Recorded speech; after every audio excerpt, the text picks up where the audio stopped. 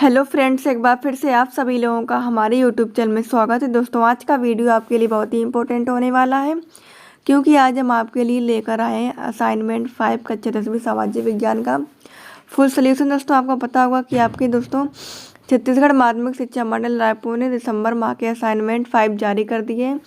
तो हम आपके लिए कक्षा 10वीं सामाजिक विज्ञान असाइनमेंट का दोस्तों फुल सोल्यूशन लेकर आ चुके हैं।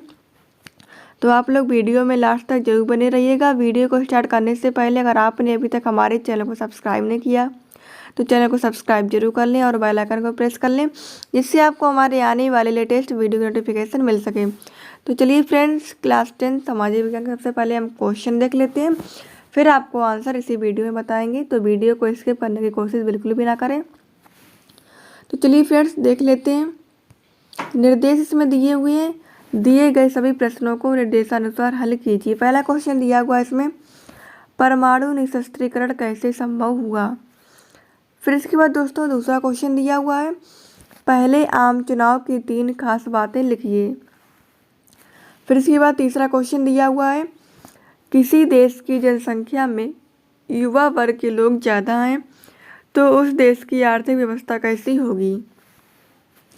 चौथा क्वेश्चन दिया हुआ है इसमें, भाषा के आधार पर ही प्रदेश पुनर्गठन क्यों किया गया, कारण लिखिए। पांचवा क्वेश्चन दिया हुआ है, भारत एक समृद्धशाली देश है, इसके निवासी निर्धन हैं, विस्तार से वर्णन कीजिए। अगला क्वेश्चन दिया हुआ है इसमें, पंजाब और असम में जो आंदोलन हुए उसके उद्देश्य लिखिए। दोस्तों, हम आपको बताएंगे कि आपको इसकी PDF किस प्रकार से मिलेगी, कहाँ पर आप इसकी PDF डाउनलोड कर पाएंगे। तो आप लोगों को क्या है, आप लोगों को वीडियो को लास्ट तक जरूर देखना है। अब दोस्तों इसके आंसर देख लेते हैं। क्लास 10 सोशल साइंस के। तो पहला क्वेश्चन दिया था, परमाणु निशस्त्रीकरण कैसे संभव हुआ। तो ये इसका उत्तर दिया हुआ है, परमाणु निशस्त्रीकरण संधि युगांतरकारी संधि है, जिसका उद्देश्य परमाणु हथियारों और हथियार टेक्नोलॉजी का प्रसार रोकना, परमाणु ऊर्जा के शांतिपूर्ण उपयोग में सहयोग बढ़ाना और परमाणु निशस्त्रीकरण का लक्ष्य हासिल करने की दिशा में आगे बढ़ना है। ये दोस्तों हो गया पहले क्वेश्चन का आंसर। अब दूसरा क्वेश्चन के आंसर देख लेते। दूसरा क्वेश्चन दिया था, पहले आम चुनाव की 3 खास बातें लिखिए। पहले आम चुनाव की 3 खास बातें। पहली बात दी हुई है इसमें, पहली बार वयस्क मताधिकार का प्रयोग करके सभी नागरिकों को वोट डालने का मौका मिला। दूसरी बात दी हुई है, लगभग 2,24,000 मतदान केंद्र बनाए गए। तीसरा दिया हुआ है, लोकसभा चुनाव और विधानसभा चुनाव एक साथ हुआ। फिर इसके बाद दोस्तों क्वेश्चन नंबर तीसरा दिया हुआ है, किसी देश की जनसंख्या युवा वर्ग के लोग ज़्यादा है तो उस देश की आर्थिक व्यवस्था कैसी होगी। तो ये इसका उत्तर दिया हुआ है दोस्तों, जिस देश की जनसंख्या में युवा वर्ग के लोग ज़्यादा है, इसका अर्थ है कि वहाँ कार्यशील जनसंख्या अधिक है, अतः काम करने वाले लोग अधिक और आश्रित लोग कम, जिससे इस देश की आर्थिक व्यवस्था मजबूत होगी। दोस्तों, अगर आप इसकी PDF डाउनलोड करना चाहते हैं तो आप गूगल पर सर्च करें nityastudypoint.com। तो वहाँ से दोस्तों आप इसकी PDF भी डाउनलोड कर पाएंगे।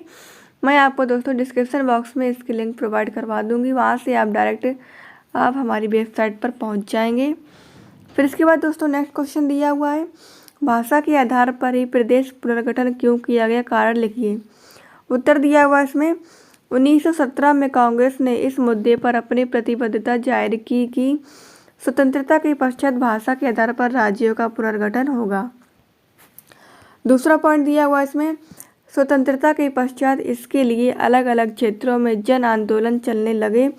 विशेषतः महाराष्ट्र और आंध्र प्रदेश में 1952 में पोट्री श्री रामलल्लू ने लगान प्रदेश के लिए आमरण अनशन शुरू कर दिया तथा 58 दिनों के पश्चात उनकी मृत्यु हो गई। इसके पश्चात वहां पर हिस्सा हो गए तथा कई लोग मर गए, अतः अक्टूबर 1953 में अलग अलग आंध्र प्रदेश बन गया। इससे इस मांग को जोर शोर से अन्य क्षेत्रों में भी उठाया। तीसरा पॉइंट दिया हुआ इसमें, सरकार को विवश होकर एक राज्य पुनर्गठन आयोग बनाना पड़ा, जिसमें 1955 में इस बात को मान लिया था। सरकार ने राज्यों को प्रादेशिक आधार पर गठित कर दिया। फिर इसके बाद दोस्तों क्वेश्चन नंबर 5 में का उत्तर देखने से पहले अगर आपने अभी तक हमारे टेलीग्राम ग्रुप को ज्वाइन नहीं किया तो आप टेलीग्राम ग्रुप को ज्वाइन कर लीजिएगा, डिस्क्रिप्शन बॉक्स में आपको टेलीग्राम ज्वाइन करने का लिंक मिल जाएगा, वहाँ से आप टेलीग्राम ग्रुप ज्वाइन कर लीजिएगा।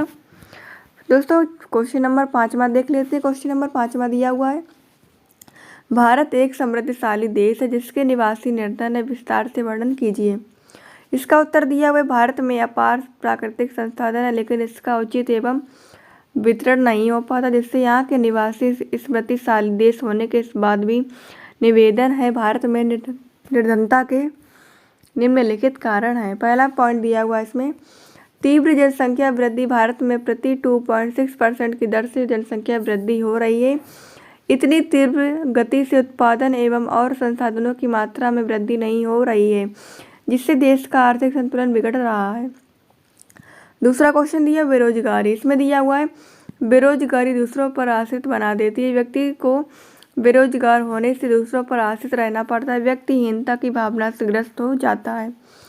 तीसरा पॉइंट दिया गरीबी। इसमें दिया हुआ है, उत्पादन संसाधनों के अभाव में बेरोजगारी गरीबी को जन्म देती है। गरीबी के कारण व्यक्ति का जीवन स्तर निम्न होता है। फिर इसके बाद दोस्तों क्वेश्चन नंबर 6 दिया हुआ, इसमें दिया हुआ है, पंजाब और असम में जो आंदोलन हुए उसके उद्देश्य लिखिए। तो इसका उत्तर दिया हुआ है, असम और पंजाब दोनों ही राज्यों के आंदोलनों का उद्देश्य केवल यह नहीं था कि इन राज्यों में गैर कांग्रेसी सरकार एवं बल्कि इन आंदोलनों के कई व्यापक उद्देश्य भी थे। जैसे पहला पॉइंट दिया हुआ इसमें, दोनों राज्य के लोग यह चाहते थे कि राज्यों के संसाधनों का अधिकतम लाभ राज्य के लोगों को मिले, दूसरे राज्यों के हस्तक्षेप से उन्हें मुक्त किया जाए।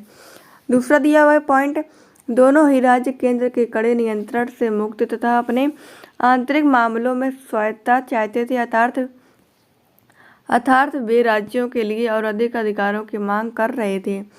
तीसरा पॉइंट दिया हुआ है, पंजाब के लोगों का मन मांगा था कि राजनीतिक स्वायत्तता के अभाव में हरित क्रांति के लाभ उन्हें नहीं मिल रहे बल्कि दूसरे राज्यों को मिल रहे हैं। फिर इसके बाद दोस्तों यहाँ पर दिया हुआ है, इस प्रकार स्पष्ट है कि दोनों ही राज्यों के आंदोलनों के व्यापक उद्देश्य थे। दोनों ही राज्यों के लिए अधिक अधिकारों अर्थात विकेंद्रीकरण की मांग कर रहे थे और केंद्र के कड़े नियंत्रण को शिथिल करना चाहते थे ताकि निर्जरा के अधिकार राज्य की सरकारों को मिल सके। तो दोस्तों ये थे आपके 1 से लेकर 6 तक के प्रश्नों के उत्तर। वीडियो पसंद आया तो वीडियो को लाइक कर लें, चैनल पर पहली बार विजिट कर रहे हैं चैनल को सब्सक्राइब जरूर कर लें और अपने दोस्तों के साथ भी शेयर कर दें। अगर आप इसकी PDF डाउनलोड करना चाहते हैं तो आप गूगल पर सर्च करें nityastudypoint.com, तो वहाँ से दोस्तों आप इसकी PDF भी डाउनलोड कर पाएंगे। वीडियो में अंत तक बने रहने के लिए बहुत बहुत धन्यवाद। Thanks for watching video.